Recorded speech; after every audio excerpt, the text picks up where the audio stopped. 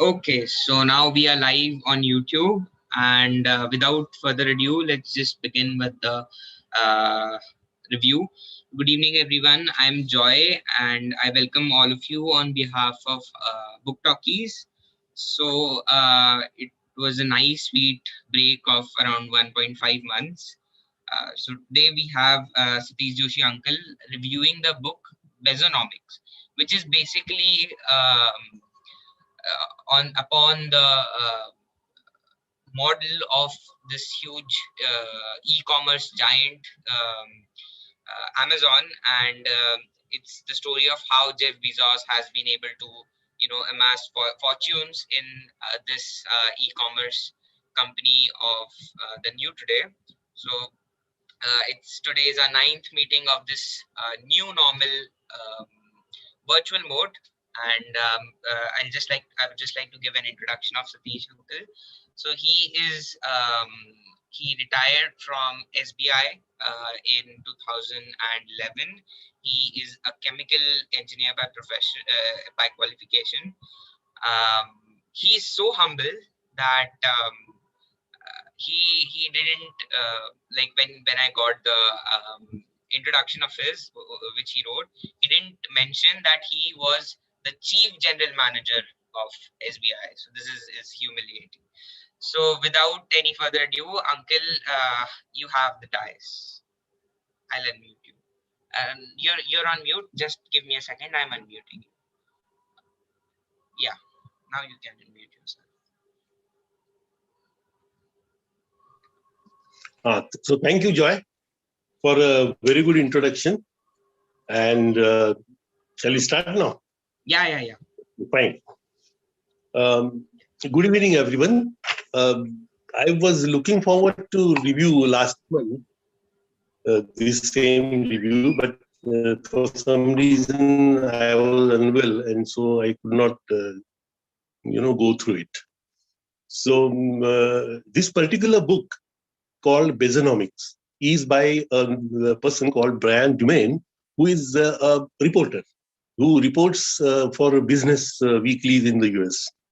And in this book, he has attempted to bring out the story of Amazon and its impact upon our lives and what it means for us in future.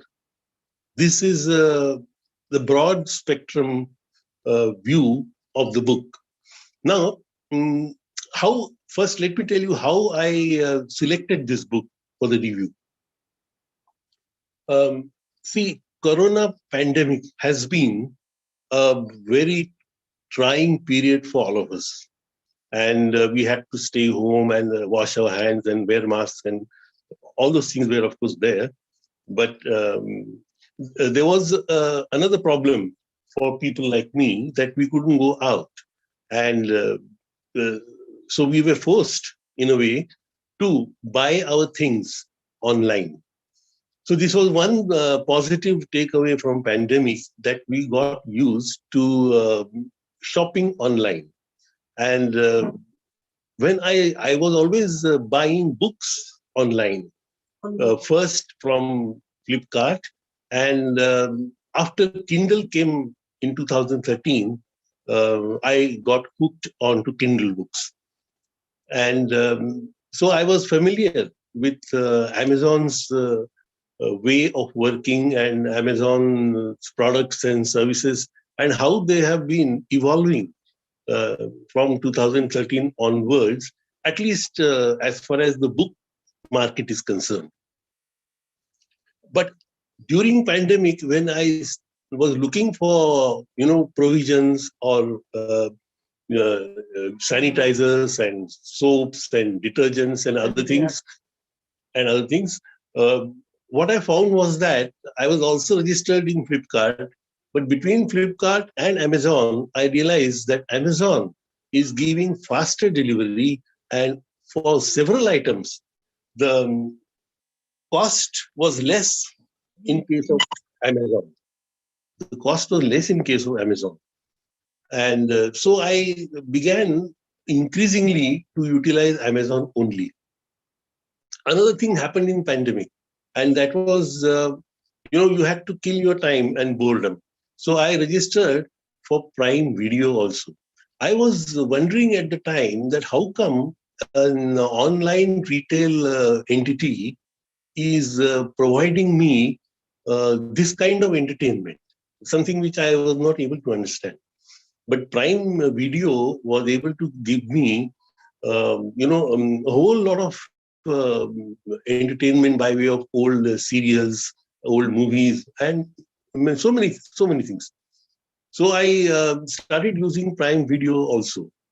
And that's when a thought came to my mind that why Amazon is increasingly occupying our mind space. And what is it in Amazon that has made us go after it increasingly? So I started looking up material and I found that online, there is so much material on Amazon. Jeff Bezos, who is the CEO of Amazon, and he writes letters to his shareholders, he writes letters to his employees. There are books written by him, where compilation of letters. There are so many books written on Amazon and the story of Amazon, available online, available in Kindle. Incidentally, this book, which I'm going to review now, I have purchased on Kindle only. So from out of this material, I had to select and I had to zero in on something which will satisfy my curiosity about the company and about its growth. And that is how I selected this particular book. Now, um, one more thing I want to mention here about my purchasing practice from Amazon is I almost exclusively stopped buying paperbacks and hardcovers after Kindle came along. Almost all my shopping of books is these days by way of ebooks, and because it is so convenient and it is paperless. Number one, it doesn't get soiled. You don't have to maintain the books. You can carry it anywhere when you are traveling. There is so much convenience to it. So I have been buying exclusively on Amazon. Now, this is it. This is why I have taken up this particular book. Generally, book reviews I have seen. Even I have done some reviews in the past. So we do these reviews in a sequential manner. In the sense, we lay out the subject or the topic the way the author has done. First, we take up chapter 1, then chapter 2, chapter 3, sequential manner. We, give an exposition of the subject. This time, I have decided to review it in a slightly different way. This time, I'm going to approach the book as a whole. And the themes which I have attempted to explore and found in this book, I am going to tell you about those themes and how they appear in this book. Now, the theme which I was looking for is who is Jeff Bezos, number one. Number two, what is Amazon and how big is Amazon? That was second question in my mind. Third question is how did Amazon get to the position where it is now? What are the strengths and what are the processes within the company, the management processes within the company, which has taken it to the top post? This was the third important question. Fourth, how is it impacting our lives and what is it in future for us? Where next? What next? These were the questions in my mind.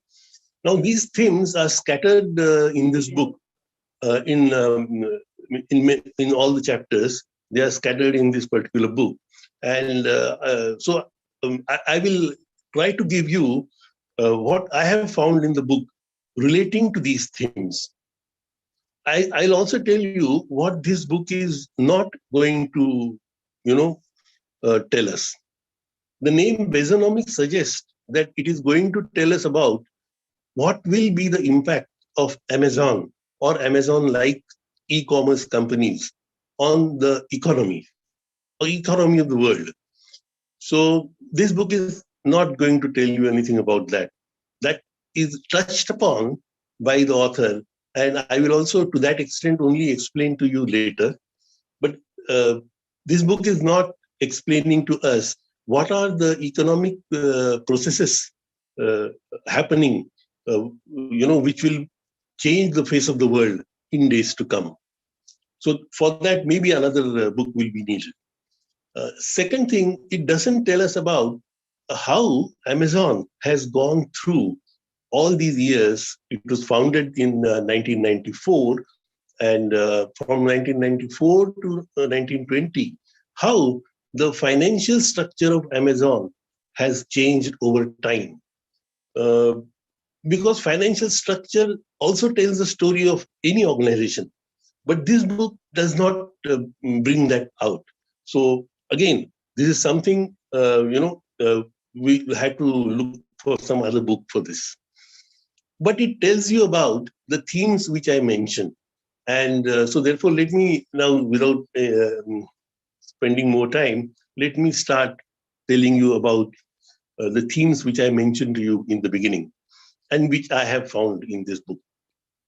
First is last week, or in fact, only 4 days ago, there was a news item that Jeff Bezos has announced his retirement as CEO of Amazon. And he's going to retire sometime in the third quarter of this year. So maybe by September, he will retire as CEO. And his job, he has also designated his successor and his colleague for last so many years.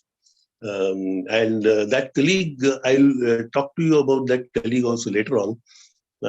But my selection of the book has nothing to do with this particular announcement, because I had selected this book, I think sometime uh, 24th of January or so. So my book was selected before this announcement. It's just a coincidence that Bezos is in the news currently. Now, um, who is Jeff Bezos? Jeff Bezos' story is a story, um, it's a rags to riches story, classic rags to riches story of a businessman. He was born in 1964 in New Mexico, and his parents were, in their teens when he was born, and they were really hard. They were struggling to make both the ends meet continuously, because his father did not have a proper job. Incidentally, Bezos is not the original name of the founder. His name, Jeff is right, but his father's name was Jorgensen, and he was, he was not having a regular job, and he used to go continuously around conducting different types of shows, circus shows. That was all that he was doing. So he was always away, and the family was struggling to survive. So this is the origin of this person. When Bezos was 2 years, his father left the home, their home permanently. In 1966-67, his father left home and never returned. His mother thereafter married again a couple of years later, and that second husband was his name was Bezos. So Jeff has taken his name thereafter. He was brought up by his second, father, and he was a bright student. Thereafter, of course, the second husband was, having a proper job, and so there was no financial trouble thereafter. So he was able to do his schooling properly. He was a bright student, and his hobby was in those days also to develop computer games. He was able to develop computer games and sell them to some local company, even at that time when he was 12 years old. So everybody thought that he's a bright boy and he should get proper education in college. And so he was sent to Princeton University. In Princeton, one more thing about Jeff was that he was his hobby was reading.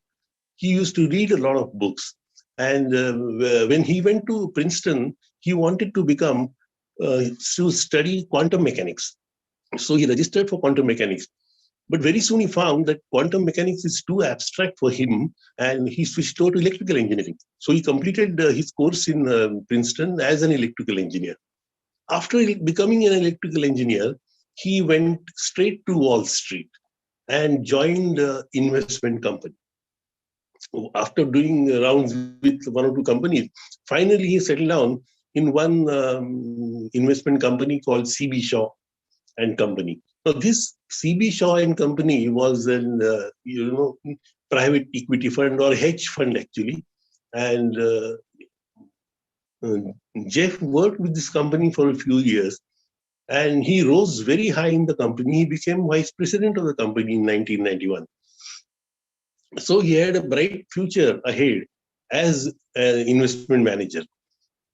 But he was not satisfied. In 92, 93, he married another colleague, in the company, and her name was Mackenzie Scott. So they married in 1993. So both Mr. and Mrs. Jeff, they were not happy with the way things were because they had a vision of a brighter future. Now, that was the time of dot-com boom. So many dot-com startups were coming up on internet. And so Jeff thought that this is the right time to have a bookstore online. And so the beginning of Amazon was made by way of a bookstore online. He went to his boss in CB Shaw and told him that he wants to start a bookstore online. So how is the idea? How will it go? His boss said that it's a very good idea, but not for you, because you have a bright future in our company as in the hedge fund itself. So why do you want to go for a bookstore? But both husband and wife had decided by then, and in '94 they packed their bags and they went to Seattle, the Silicon Valley. In Seattle, they took a rented house. The grandparents gave a loan of $100,000, small loan of $100,000. And with that loan, they started the business of online store. Now, this online store, first year or two, there was a struggle because not many customers were attracted to it. That was when he felt uh, that was when he felt that he has to do something innovative to attract customers to buy books online. He had tie-ups with a few publishers who were supplying books. So what he did, he convinced one of the authors from the titles which he was having to have competition of collaborative writing. Now, these collaborative competitions are common these days, and they work like this. But that time it was a new thing. They work like this: that one paragraph is written by the author, and then the readers are invited to write the subsequent paragraph. And this is how the competition go. Or half the story is written by the author, and the other half there is a competition. So people can have any ending, people can add characters, do anything, and complete the story. This is how collaborative writing competitions work. So he had one such competition in '94, and the response was tremendous. In 3 months, the subscription to his company went up 10 times. And by '94, he was doing well. He was doing so well that he decided to go public. And the first IPO came in '97. At that time, the share of Amazon was sold and offered for $18. That was the price at which it was offered. There was a modest response to the IPO, but it was adequate for their purpose. Thereafter, the company got going. But one thing happened after the other, and he found that he had to increase his investment in the company so as to satisfy his customers more and more.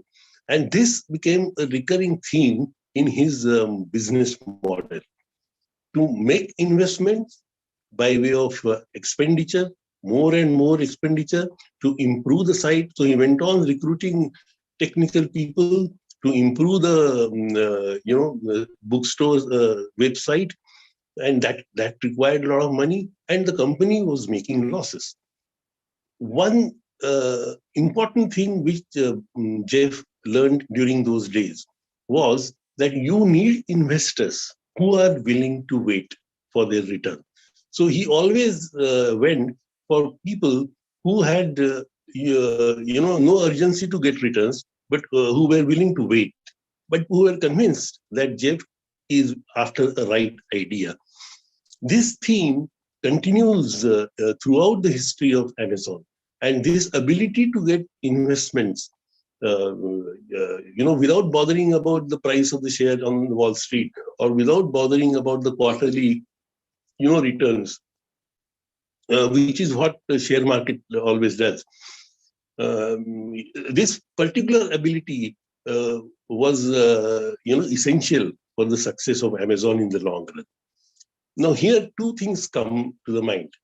Two important, qualifications that the management philosophy had, and the qualifications are: number one, that Jeff was willing to do anything to satisfy his customers.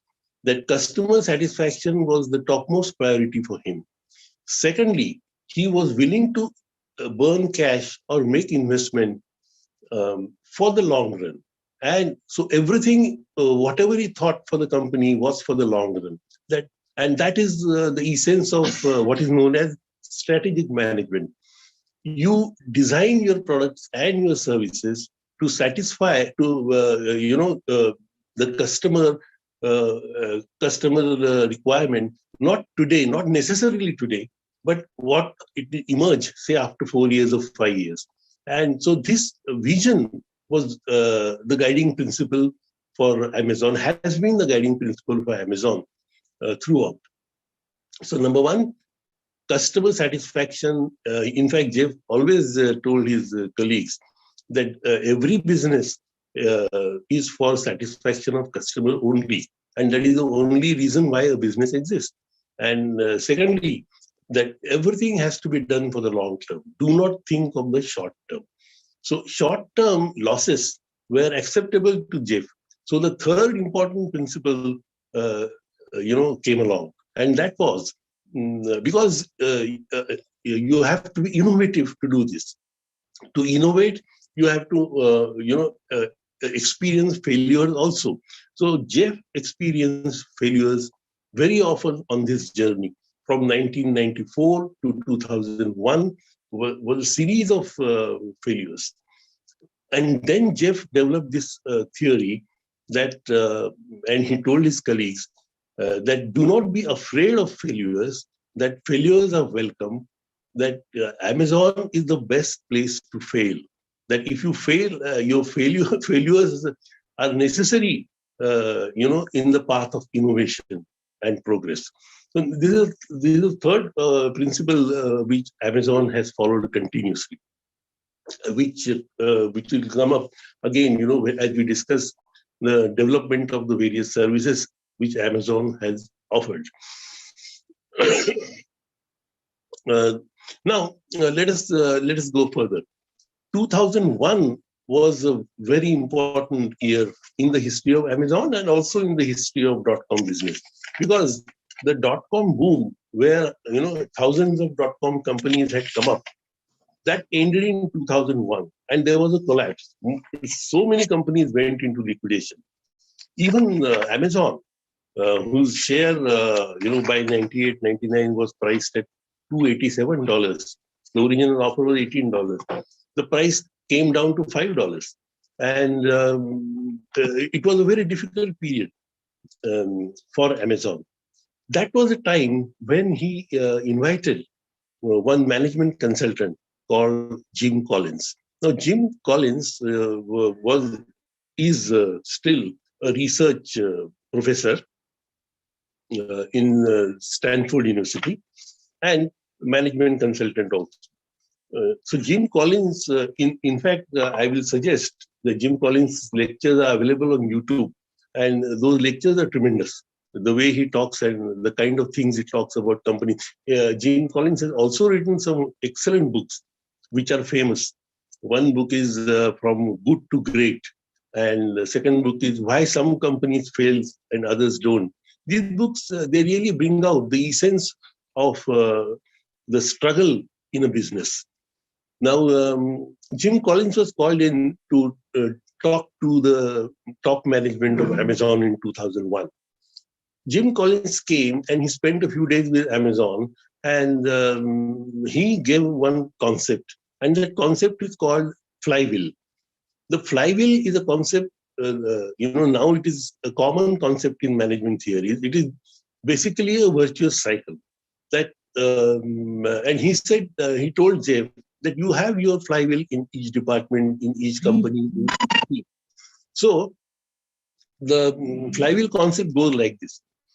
See, every engine produces energy and power. That first goes to the flywheel. Flywheel is heavy, so it gathers momentum. Now that momentum is therefore then transferred to various parts of the machine, and that is how the machine works. But the flywheel has to get energy continuously. Even if it is very small energy, it stays with the flywheel. And this is the underlying theme of a flywheel concept. So he said that you tell your employees to work on the flywheel concept. Now, Jeff himself has given the example that he felt that customer satisfaction is the topmost priority for me and for my company. Now, how will customers be satisfied? By then, the retail business had also picked up very well. And the retail business was for third-party sellers. Retail business was also for Amazon's own products. And so for that, this retail business, um, customers had to be satisfied. Now, how would customers be satisfied? They would be satisfied by two things, he said at that time. One, quick delivery, and second, low cost. So this quick delivery and low cost is to be achieved. And so whatever is required to achieve this has to be done. And this is how he started developing the flywheel concept. Because if the deliveries are quicker, more customers will be attracted. If more customers come, the cost will be lower, and the products can be offered at a lower price to the customers. And this is how the flywheel will go on expanding and the business will increase. Now, this particular concept of flywheel was therefore adopted by all the employees in Amazon. In fact, even today, anybody who joins Amazon, within a week's time, he has to master the flywheel concept. This is what I had checked up also. And this is how, it has worked in Amazon. The second thing is this flywheel concept, how did it work later? He used to have several meetings with his top management. And in 2001, 2002, when the business was down and the flywheel concept was just emerging, Bezos suggested one novel thing. And that novel thing was Amazon Prime membership. Now, Amazon Prime membership was a new thing at that time. Later on, so many companies have adopted it and are using it successfully. Amazon Prime membership was a concept whereby some of the registered customers all the registered customers rather were offered that if you pay an annual fee to the company, you will get free delivery. And now free delivery is something what every customer wants. And secondly, you will get delivery in 2 days in the US. So 2 days and free delivery was something fantastic. Although now it looks natural, at that time, most of the colleagues in Amazon suggested that this would be suicidal, because to give delivery in 2 days, you need to invest a lot more in the logistics. You need to have more couriers. You need to have more people doing the packaging in the warehouses, etc. But Jeff felt that it is worth trying, and it was tried. The Amazon Prime membership concept was so successful that the number of Amazon Prime members today is, I mean, very difficult to believe, 150 million. Out of the 250 million registered users, Amazon Prime is 150 million. Now, if 150 million are using Amazon Prime membership and paying regular subscription to the company, that's a source of income. But customers are paying it happily, and they are, because they are getting good service, they are getting fast delivery, they are getting lower price. This is how Amazon Prime was launched in 2003, and that became the fulcrum around which the company started growing. The same concept of customer satisfaction brought out another thing, um, rather another service in Amazon in 2004. Uh, in 2004, they launched, it was found by the top management team that without machine learning and without cloud computing, it is not possible to offer the kind of service which they want to give to the customers. Now, cloud computing and machine learning requires heavy investment, and it would be a long time before it starts generating profit. But that decision was taken in 2003, 2004, and they started making investment in the infrastructure required for it. The infrastructure investment in the cloud computing went on from that time onwards. And today, it is a matter of surprise that as far as the infrastructure service of cloud computing is concerned, Amazon is 53% market share across the world. It has beaten Microsoft, it has beaten Google, it has beaten all others in cloud computing hardware, or rather cloud computing infrastructure. Cloud computing infrastructure is offering the servers and the networking capability to the customers who would utilize it for with their own applications. But the thing is that everybody wanted it. Everybody wanted it, and it was a grand success. And this is the market. This is the market share which it is occupying today. Now, this is how cloud computing was implemented with machine learning. Machine learning came along with cloud computing capability, and that was again an important thing. You need a lot of data for machine learning capability. And that data the customers were generating for Amazon. Over period, the number of customers who registered for Amazon increased. And today, excuse me,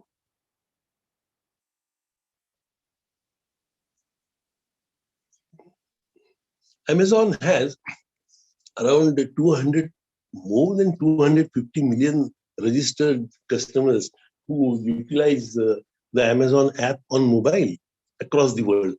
All these figures are mind-boggling, really. And all that because that decision was taken to implement cloud computing.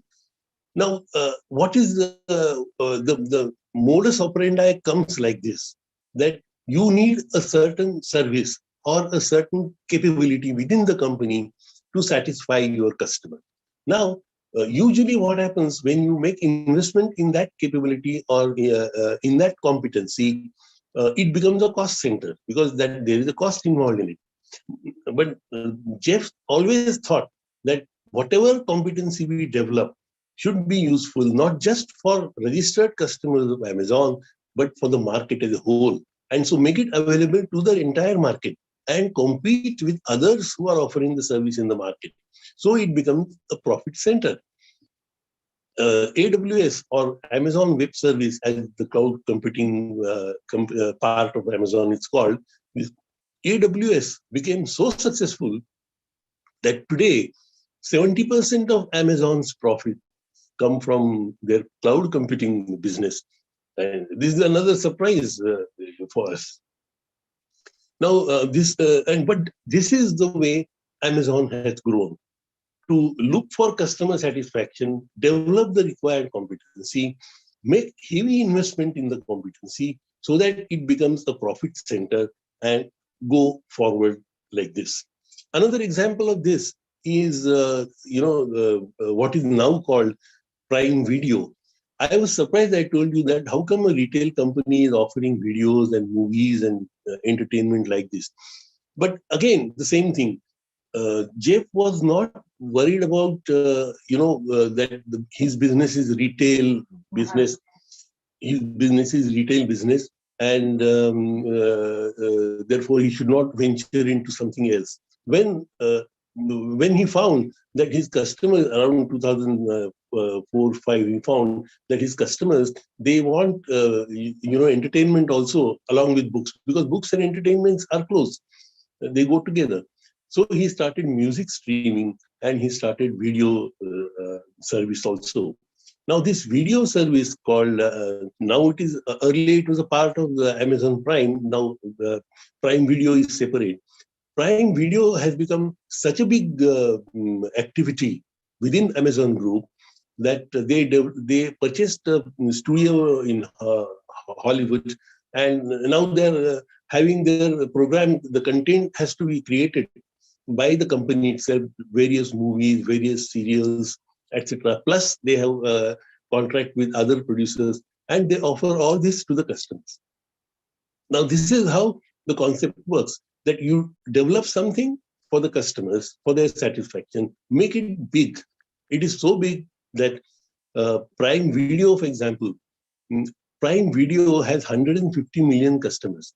And, Netflix, which is the market leader, has around 400. So Amazon is closing the gap very fast.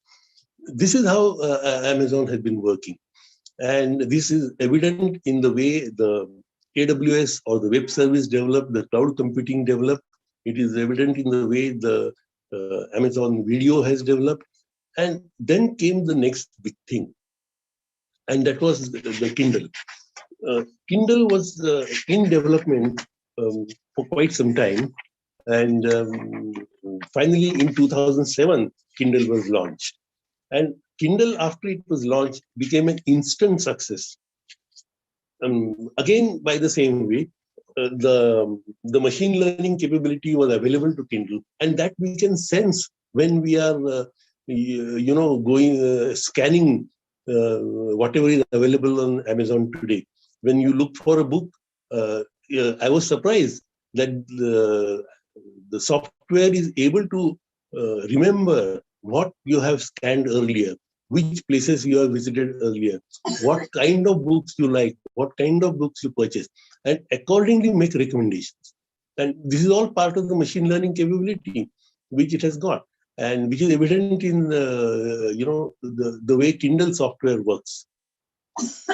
Now, Kindle was an instant success in 2007, and Kindle also gives you recommendations for the books, that these are the books that you could see.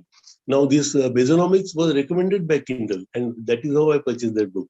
Now, this recommendation again is a part of machine learning. So you have cloud computing, you have machine learning as a part of artificial intelligence developed, and that is how customers are satisfied and the customer base increases. Now, in 2000, India was not in the picture until, as far as all these other services are concerned, till 2013. But India did come in picture when AWS, or the Amazon Web Service, was launched. Because in 2004, Amazon started an office in Bangalore and launched their web service and cloud computing, their data centers in Bangalore. And it was a success, instant success actually at that time. And 2013 was the year when Amazon was given permission to do online retail business in India, but with the condition that Amazon's own products will not be sold on the platform, that it will be used only as a marketing platform. That platform is obviously very successful now because it is closing the gap with Flipkart very rapidly.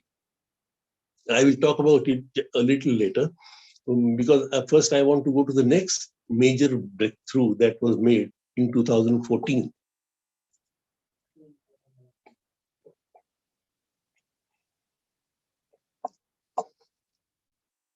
Again, the thinking was the same. What does the customer want really?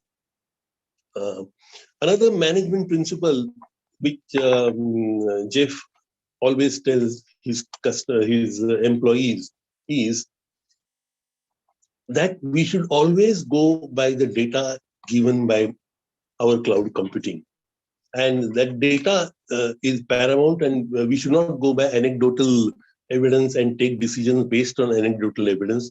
This is what he always told everyone. That data indicated to Jeff, or to Amazon rather, that the next big thing that is going to happen in the world of technology is going to be voice recognition, and or rather speech recognition. There is a slight difference between the two. And speech recognition, therefore, Jeff felt is the way forward. When computers came, the normal way of communicating with the machine was a screen and a keyboard. That became history when the touchpad came or the touch screen came. And so today, in most of the what we call smartphones or smart screens, you have touchpads. So, and that's how you communicate with the machine. But at Amazon, they felt that the normal and the natural way for human beings to communicate is speech. Speech is the way we communicate with each other, and therefore speech should be the way forward while communicating with the machine also. And therefore, heavy investments were again made in speech recognition in the artificial intelligence, developed by the company. Again, a lot of data is available, and therefore they started in 2014. They launched one major thing, and that is called Amazon Echo. Amazon Echo is a smart speaker which can capture, the speech or whatever you tell the machine. Machine is the speaker. Now, this speaker, you have to start with a keyword, and the keyword, therefore, designed for Echo was Alexa. Alexa is the keyword design. So, if you start anything with the word Alexa, the machine will recognize it as a command, and whatever you speak thereafter, the artificial intelligence will interpret it. Suppose there is a query, what is the day today? Alexa, that if you just say what is the date today, nothing will happen. But you have to start with Alexa, because Alexa is the command. Alexa, what is the day today? So Alexa will then scan the data and tell you the date today. So, so it's a two-way communication with the machine through speech alone. And at Amazon, they felt that this is the way forward. And therefore, Alexa was launched in 2014. Alexa and Echo were launched in 2014. Thereafter, it's been a story of tremendous development in Amazon. This particular way of communicating with machine was popularized by Amazon, and they had tie-up with several appliances, home appliances first. These home appliances include the air conditioners, the washing machines, the microwaves, the security systems, even the curtains, the lighting systems in homes, which can communicate with Alexa. And so if you give a command starting with Alexa, that command that, oh, please lower the temperature, that command will go to the AC machine will understand it and accordingly adjust. And so this is another concept of a smart home. Now this smart home concept was again a part of Jeff's thinking about future, the strategic thinking about how human beings are going to live tomorrow, not today. And this is how it will impact our lives in days to come. Alexa is just one example of it. There is another. There are other ways in which Amazon was developing, its capabilities parallelly to reduce the cost of deliveries. There was another thing that was required, and that was deliveries took time because once the order was placed by a click on your mobile or on your computer, you order some item, some product that goes to the warehouse. Amazon has got warehouses. Those warehouses are called fulfillment centers, more than 200 fulfillment centers across the globe. And these warehouses, therefore, then once the order was placed, that order would be given to the packers. The packers will locate the item in the warehouse if it is available in the warehouse, and then pack it and dispatch it. This manual operation takes a long time. And to reduce it, the only way to do it is to go for robotics. So Amazon, therefore, then entered into a tie-up with a robotic company, and that purchased that company for $775 million and developed robots which will run the warehouses. Today, 200,000 robots are working in the Amazon fulfillment centers, and most of the jobs there are done by the robots. So the deliveries are faster. Now, unless you have this capability, you will not be able to deliver that fast. They have also tried now, and they are making heavy investment in one more thing. After the package is ready, it has to go to the delivery van. Then the delivery van will take it to your location. But delivery van will select a route and take several packages at a time. So there might be delay there. And plus, delivery vans require human beings to run them. Now, therefore, the concept came that we should have driverless vans. Now, driverless car is again a futuristic, not really futuristic product today. About 40 companies across the world are developing, driverless cars. All the big names are involved. Ford is there, Toyota is there, BMW is there. They're all. Google has also developed a driverless car, and Amazon has also tied up with one startup for development of driverless cars. These driverless cars would be used for making deliveries. So you have robots running the warehouses, you have driverless cars making the deliveries. This is how Amazon has, thought of future delivery. Mm. Another thing which has been experimented and already tried in Australia and in England by Amazon is delivery by drones. Because if drones are used, deliveries could be even faster. One area where Amazon found was lacking was in the food segment. In the ready food segment, Amazon couldn't do much because ready food has to be served, it has to be hot, like a pizza and or coffee, for example. But if drones making those deliveries, then those drones will deliver fast, and Amazon can even capture that market. So the drones are also being thought of, and they will be utilized in future. The future, therefore, looks very different if Amazon kind of products are made available to everyone. And this is what Jeff has thought, and this is what he is planning to do in future. Now, this all sounds like if you have seen the serial Star Wars, where androids are going around the machine, and they are doing all the jobs. Precisely that, and it is not very far real, and it is going to happen. It is going to happen not just in US or in Europe, but even in India, because in India, Amazon is making big strides right now. And the person who is in charge of Indian operations was working with Jeff for many years, and he's well versed with technology. He was, in fact, one person called Amit Agrawal is in charge of operations in India, who is IIT Kharagpur, and then later on Stanford, and then joined Amazon. He was looking after development of Kindle software also. That kind of a person is in charge of India operations now. And India is a huge market. In fact, Jeff visited India in 2016, and he met Prime Minister. He met so many other people, and then he said in the press conference that this century belongs to India. So India plans are big.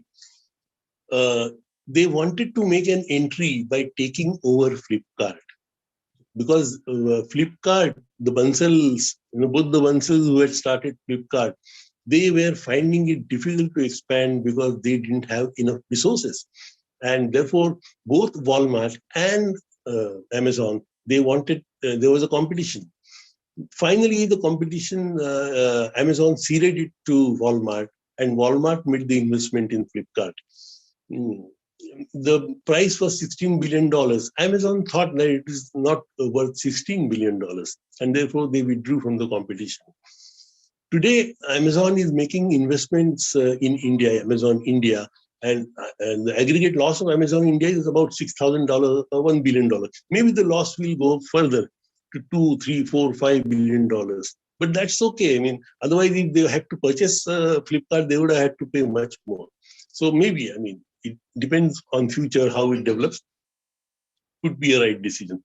But already Amazon is having a substantial e-commerce market share in India. And plus all the products are going to become available. The appliances, which are smart appliances with embedded Alexa, those also will become available in course of time in India. This is how it is happening. Now, driverless cars, drone deliveries, and all these millions and millions of registered customers, how is it going to change everything? It looks fantastic. It looks frightening, actually. It looks frightening even to Americans. And so a lot of people, they started, various campaigns against the way Amazon is working. That Amazon is throwing, now I'm coming to the other part, the economic impact of a company like Amazon. Now, that Amazon is throwing people out of job. One management firm, very reputed management firm in the US, McKinsey and Company, they did a study and said that Amazon will render 30% blue collar workers. Blue collar workers meaning the delivery boys, the vans, the drivers, the packers. 30% of them will become jobless by 2030. That's the big figure. To that, Jeff's answer has been that I have developed my competency, and sellers, small scale and medium scale sellers, numbering 2 million, are doing business on Amazon market platform, and they are giving employment. They are giving employment to millions of people. Employment is going up, business is going up, and therefore wealth is going up, and hence there is no cause for worry. This aspect of economic impact is not analyzed so well in this book. But then there is another very interesting book for those who are interested. And of course, that is a masterpiece and a textbook, in fact. And Joseph Schumpeter wrote a book in 1942 called Socialism, Democracy, and Capitalism. And that book, is basic theme of that book is what is called, he calls it constructive destruction. And constructive destruction happens because of innovations in technology. Innovations in technology are inevitable. Technology will evolve, technology will develop, and it will disrupt. But in that book, he has analyzed how disruptive innovation can, be good for the economy as a whole in the long run. And so that is the concept which Jeff has explained to various governments across the world, because Amazon is working now in 78 countries across the globe. It's really big. It's really going to impact everybody around the globe. This is, in brief, the story of the growth of Amazon and what it portends to the future of the human beings like this. But it is not over because now he's retiring. And in his retirement letter to his employees, he has said that, I am going to pursue my own passions now. So, what are the passions that he's pursuing? One major passion which he's pursuing is space travel. He believes that, say, maybe in the next century, when human beings number 1 trillion, they cannot be supported by the planet Earth alone. So, space travel, according to him, is inevitable. He is making heavy investments in a company called Blue Origins. And Blue Origin is devoted to development of rockets for space travel. Already, it is developing rockets for taking payloads to space station for NASA. And so this Blue Origin is where he spends most of his weekends. He has been spending his weekends over the last many years. So Blue Origin is there where heavy investments will be made. Second thing, he has a philanthropic trait in him. And this philanthropic trait, he has started two funds. One is called Day One Fund, and second is called Good Earth Fund. These two funds are where he's making huge investments, huge by our standards, but not really so huge by his standards. $1 billion a year is what he's putting away for these funds. But one fund is devoted exclusively to providing shelter to homeless people, and the second fund is providing funds to NGOs who are fighting for protection of our environment.